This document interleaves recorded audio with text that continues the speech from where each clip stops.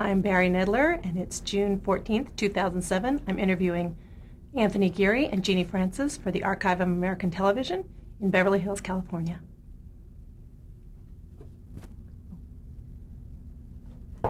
Tell me about the first time the two of you met. Oh my goodness. I don't really remember. Me neither. Thank God. It seems like we've always known each other. Do you recall the first time the first scenes you shot together, the first time you worked together? I remember some of the early scenes. He was very unpredictable. It was a little bit scary. It kept me on my toes. And how would you, scary, kept you on your toes, how would you describe the difference in your acting styles? Earlier, let's talk about when it first started, when your first scenes together, and how it's evolved through the years. Well, I think through the years we've become a unit. When we work together, we always look at each other first. It's this connection eye to eye that feeds everything. So it's impossible for me in a scene with Genie not to see her eyes first before we start to work. And the same with me. And acting technique styles, I don't know. I didn't have any technique. I was a child when we began, so Tony was my senior and much more ready to perform than I was at that age. I just was tap dancing and trying to keep up, and I didn't want to be outdone. I wanted to keep up. I was very much a kid trying to prove myself. But I must say that Genie never sang a false note.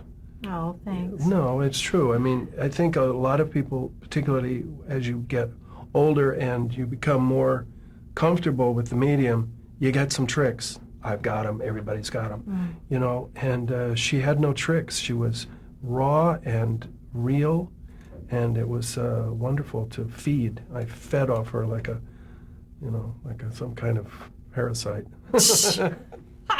I think we were doing that off of each other, and I think that's why it worked. Well, you've worked together on and off for many, many years. And how is it when you have long absences, when you first see each other again and work together again, how is it when you first start working together? I think it's the same. I think it's very much about the work, We both love what we do. I think that's safe to say, huh? Sure. And we both want to do it as well as we possibly can. Yeah, we have high standards, and we ask each other to maintain those standards. I often, when I'm working with Genie, prepare myself for more. I mean, I don't want to let her down.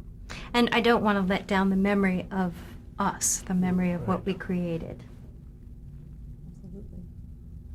I want to talk a little bit about the early rape storyline and how it was to film that and to tape that. It was early in your relationship, so before you had all this history.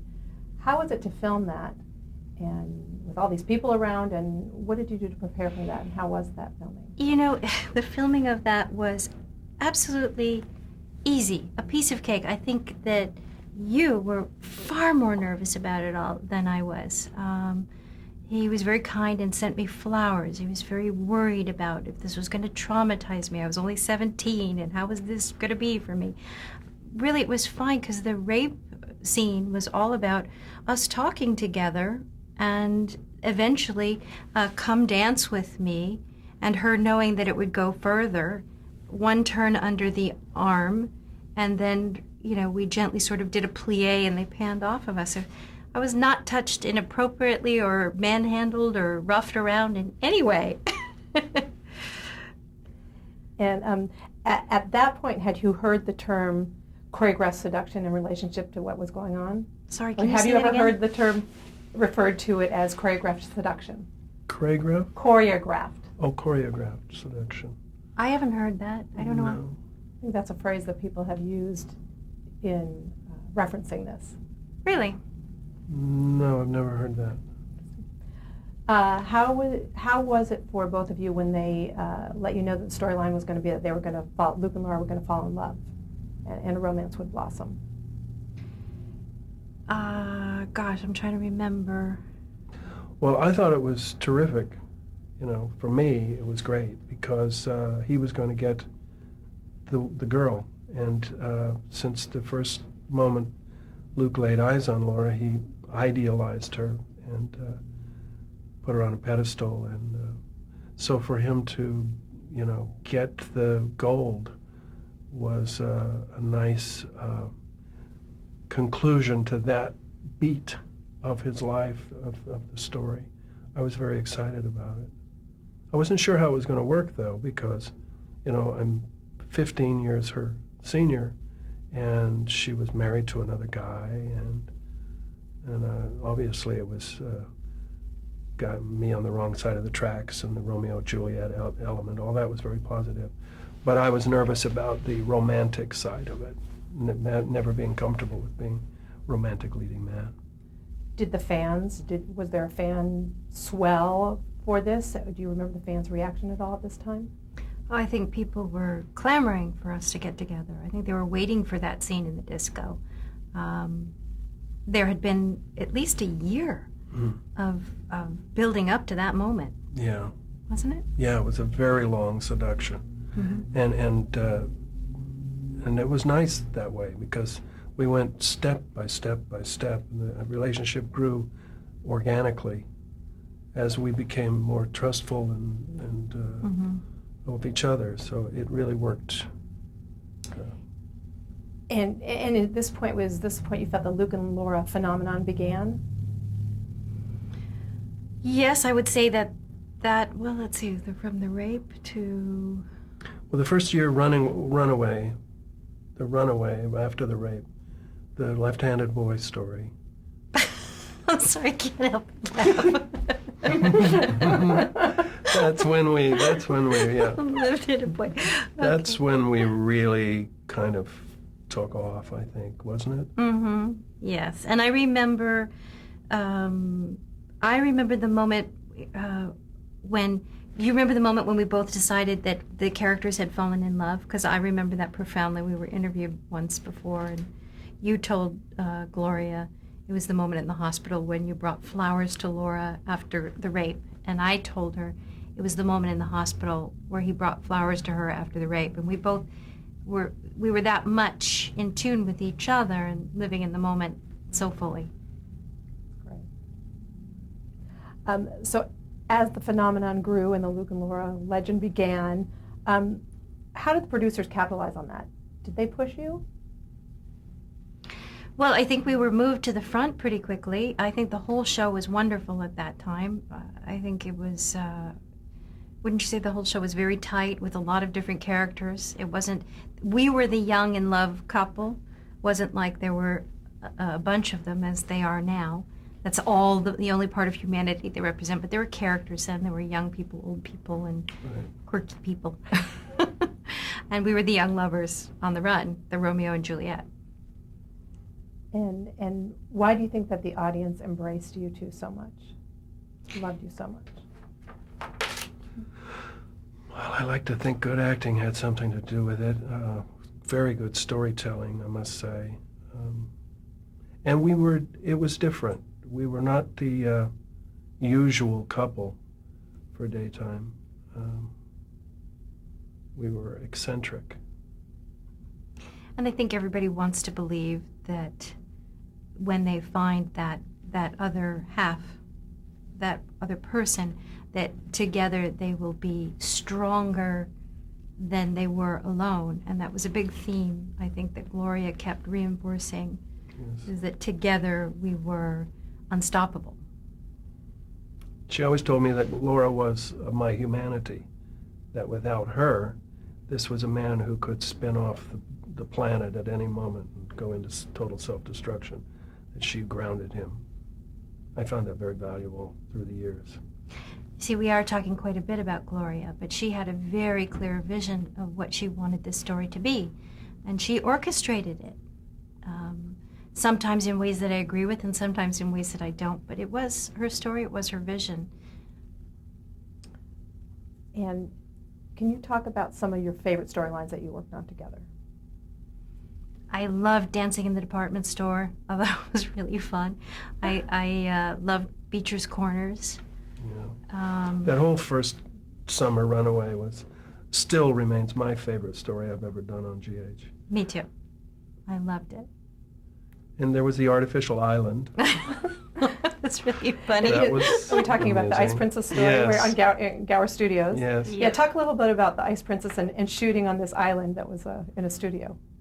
Well, the island was really very well done, and it was in an adjunct area to the studio, and it had about an 8-foot waterfall, and they didn't realize until we actually did scenes in front of it that you couldn't hear us because of the water splashing. So that waterfall dried up real quickly, and that was when Scorpio was introduced. Tristan Rogers' character was introduced during that time. It was amazing pushing the boundaries that we did. You know, that Ice Princess storyline was so science fiction and so cartoony and over the top. It was amazing. And how did you approach it? Feeling that, is there anything specific you remember thinking as you were acting to try to keep it real? Just, that's all I knew how to do at that. I mean, I was a kid at that age, so all I knew how to do is try to make this as real and believe it as much as possible, no matter how insane it sounds. You know, it's real. Laura believes it. It's her life. You know, that's all I was doing because that's all I knew. Yeah, and that's really was the key anyway. You know, no matter how outlandish the stories became, if the relationships were grounded in reality and passion, then it didn't matter really what the framework of the story was. At what point do you remember them starting to discuss the wedding? I don't remember much discussion of it. I don't think they talked to us much about it at all. There was a lot of media attention Yeah. as it was mounting. Were you aware of how enormous this event was going to be? No. Absolutely not. Not at all. We were working, 5 days a week, long hours. It was very difficult to be aware of much of anything. Certainly, anything as frivolous as fans' reactions and that kind of thing. I don't think that was it certainly wasn't in my mind. I don't think it was in yours either. No. We were focused completely on the work and had very little time to do anything else. And Genie was going to school at the same time too. So Being tutored downstairs is what he means. I remember when she graduated high school, we stopped for 5 minutes, toasted her with a cup of coffee, and went back to work. Mm-hmm. That was her graduation. Can you just hit on how much you were working? Can you describe a typical production week for the two of you? What would it be like? It's the page count that you need to know. I think we were doing, 50, 60 pages of dialogue per episode a day times 5. And you were working every day at that time? Yes. I don't think I worked every day. Sometimes I did. They couldn't get all my school in if I worked every day. So I worked 4 days. I worked more because I didn't have to go to school, but that was the only reason. Thinking back to the wedding again for a minute, can you describe the taping of it and any favorite memories you have of that time? I don't have a lot of fond memories of that wedding. It was a very uncomfortable day. It was hot. Gloria was particularly on the warpath that day. She knew that she had written far too much to accomplish in one day's time, but she was determined to have it. So there was a real sense of, urgency and, don't get in anybody's way. And, I remember being told not to sit down in that dress. And, they gave me a lean board, but I just remembered, this would not be the day to wrinkle my dress. Yeah, it wasn't a lot of fun. It really wasn't. It was fun to dance the Virginia Reel, as I've said many times in many interviews, but I used to square dance as a kid, and I actually enjoyed that moment. That was good fun. The bouquet toss was fun. The going in the car. The car was fun. The great old car, that was fun we too. had an antique Model T or something that we drove off in. That was a lot of fun to drive. But these kinds of remotes, they were like guerrilla movie making. They were trying to, no one adhered to the script. Anything could change at any time. You could be told, you now improv this scene, and you go do it now. And we're following you with cameras. It was just, it was just a crazy amount of product that was created in a very short time. Elizabeth Taylor made a guest appearance before and during the wedding as Helena Cassadine. What was it like to work with her? I didn't really work with her. You did. I loved it. I loved working with her. She was wonderful to be with, and she had been a fan of the show, and she was so real and so unassuming and bawdy. She was just terrific, and I think everybody enjoyed it. She wasn't actually at the wedding. They used to double, didn't they? I think she only worked in the studio. I think you're right. Yeah. Yeah, 2 days in the studio, definitely. Yeah. But she's very much a man's woman. Yes. She likes the guys. Yes, she does. Do you remember having a reaction to the huge fan swell and the popularity of the wedding and everything that was going on at the time? How did you both react to that? I remember being a little bit hurt that they'd had this big party in New York City, a reception for us or something, and that there were fancy invitations printed, and it was this big deal, and that we weren't invited. I remember being really disappointed about that. Oh. We probably had to work that day. I remember getting a bottle of champagne, and we both did, but Genie didn't get hers because she was underage, from Princess Di, who had, their wedding was also that year. And she had been a fan of the show and was having bootlegged copies sent to her, and so... How heady is that? Yeah, that was really Pretty amazing. amazing. Genie, talk about your decision to leave the show. And did the two of you talk about this together? No, we didn't. No. Oh, it's such a big subject. I don't know if I want to do this in this interview, frankly. We don't want to revisit, do we? Honey, it's up to you. It's your revisitation. No, it isn't. I was merely a bystander. We never really talked about business things ever. I think that's one of the positives of our relationship is that we've kept that, her business is hers and mine is mine. I mean, personally, we're very connected, but decisions about business are not part of our relationship. And have the two of you kept in touch throughout the years when you're not on the show? No.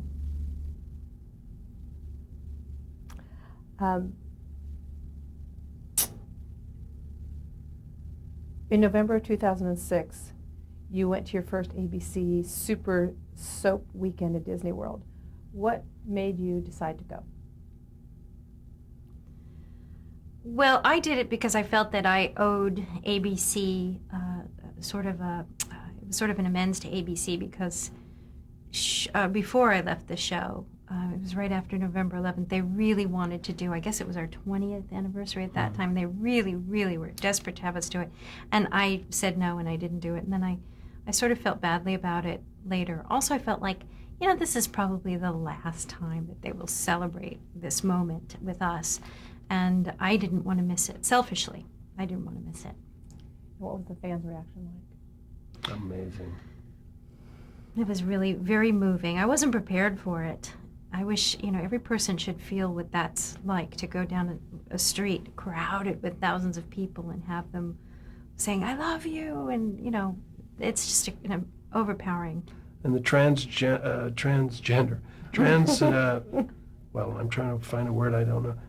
There were so many different ages, from grandparents to children, that were there and that appreciated what we were doing. It was really terrific, and the expression of love that day was overwhelming. Mm. And how about your fans in general? How do they react when they see you?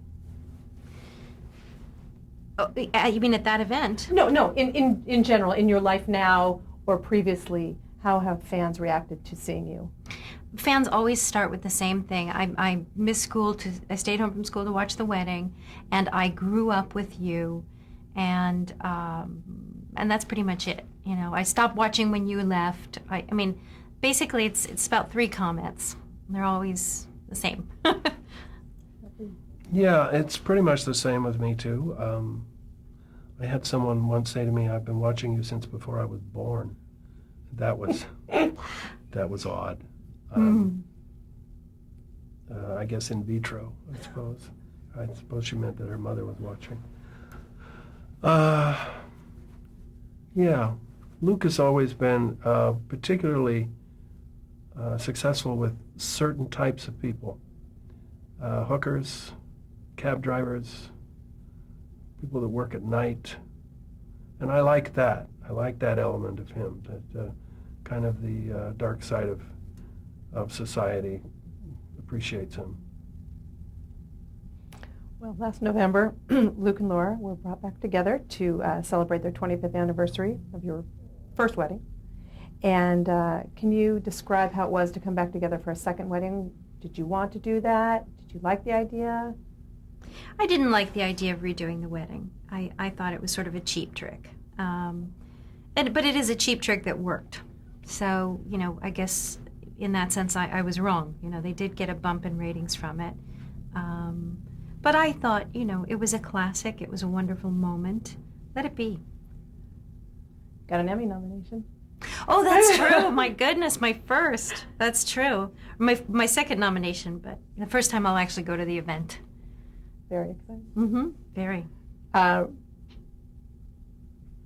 Can you talk about your favorite Luke and Laura moments? There are so many. It's really hard to just pluck out a few. You know, some of my most favorite moments aren't on film, or tape, sorry, because they were during our dress rehearsals. We used to have so much fun during dress rehearsal. I used to laugh until, you know, my stomach hurt. And I have to say, that's a big part of it for me. That's a big part of my memory and my favorite moments. Yeah, mine too. I think when you have the kind of history that we have together, you have so many inside little jokes and peeves and whatnot, and we can communicate with a look or a roll of the eye and put each other in gales of laughter, and that's really special. And so, you know, the Luke and Laura moments that you don't see on the air are probably my favorite as well. But there are we did a lot of good work together, and there are a lot of, through the years, there have been some amazing scenes. I cannot pluck them out of my mind, though, unfortunately, so nothing stands out. I sure would like to see that scene again, though, the one with us, the bouquet of flowers in the hospital room. I would, too. Yeah, that is the moment when they fell in love. That's great that both have that same memory. Where do you think Luke and Laura will be in 20 years? Well, I hope it's on the ground floor, because Luke is going to need a wheelchair. Let's see. I don't know. What do you think? I guess we'll be on the shelf at the archives, won't we? Yes, indeed. What would you want people to know about Tony? How funny he is. Of course, they know that. His quick wit.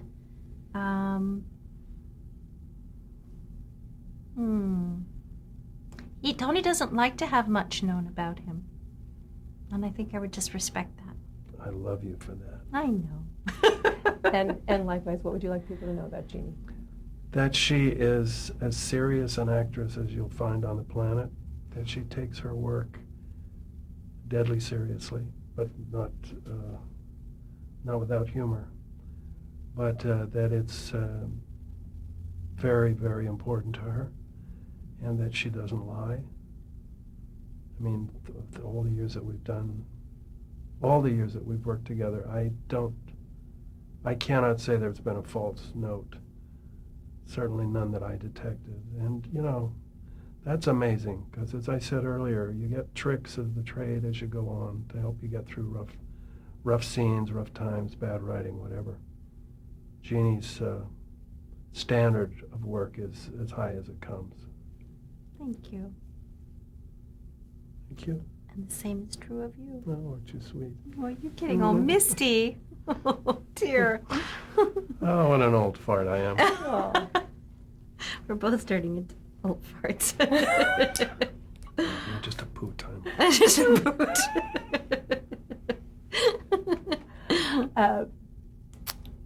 Do you think that the Luke and Laura phenomenon will ever end? I think people will eventually forget about it, yes, I really do. Well, sure, of course it will. I don't know. I'm sure everything changes and goes away. So sure. I'm always confused by the Luke and Laura phenomenon. That phrase confounds me a bit, because I think it means more than, in a way it means more than it means to us. It's been our work, and it's been very important to us, and our relationship has been important. And our, having an ally as strong as Genie is in show business is important to me. But the phenomenon of Luke and Laura lives outside of us. And whether it lives or dies is really nothing to do with me. Well said. And I thank you both very much. You're welcome. Great. Thank you.